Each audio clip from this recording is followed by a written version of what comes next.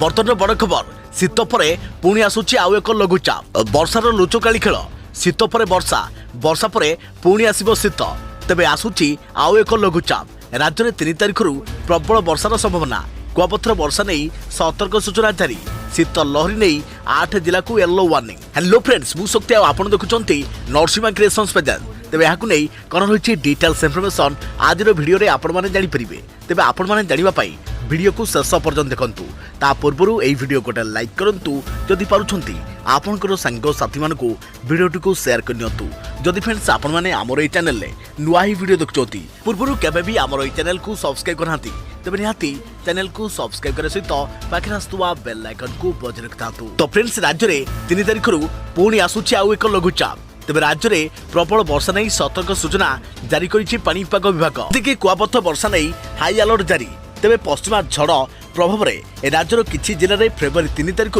प्रबल वर्षा नहीं संभावना रही अन्यपक्षे राज्य में आगामी 3 ରୁ 4 दिन साधारणतः भाव सुखला पाग पाग सुखला रहिले भी आकाश मेघाच्छन्न रहिबो तेबे शीतर प्रभाव रहिबो शीतर प्रभाव में सुंदरगढ़ झारसुगुड़ा केन्दुझर बरगढ़ नुआपड़ा बलांगीर सोनपुर और कलाहांडी जिला येलो वार्निंग जारी कर जायछि तेबे आंचलिक पाणीपाग विज्ञान केन्द्र कहिछि धीरे धीरे शीत कमिबो 2 तारिख दिन उपकूल ओडिशा समेत संलग्न अभ्यंतरीण ओडिशा रे घन कुहुड़ी संभावना रही तेबे पाणीपाग विशेषज्ञ सुरेन्द्रनाथ पशुपालक कहते राज्यर विभिन्न स्थान में विशेषकर दक्षिण ओडिशा रे सर्वनिम्न तापमात्रा उपरमा हेबा आरंभ हेबो तेबे आसंता 5 दिन पर्यंत एभली तापमात्रा खसिबा जारी रहिबो अभ्यंतरीण ओडिशा रे तापमात्रा सामान्य तळकु खसिबो तेबे फेब्रुआरी 5 तारिख सकाळ सुधा अनेक स्थान में सर्वनिम्न तापमात्रा 4 ରୁ 6 डिग्री बढ़िबा बेले सर्वाधिक तापमात्रा प्राय 6 डिग्री बढ़िबो तेबे 6 तारिख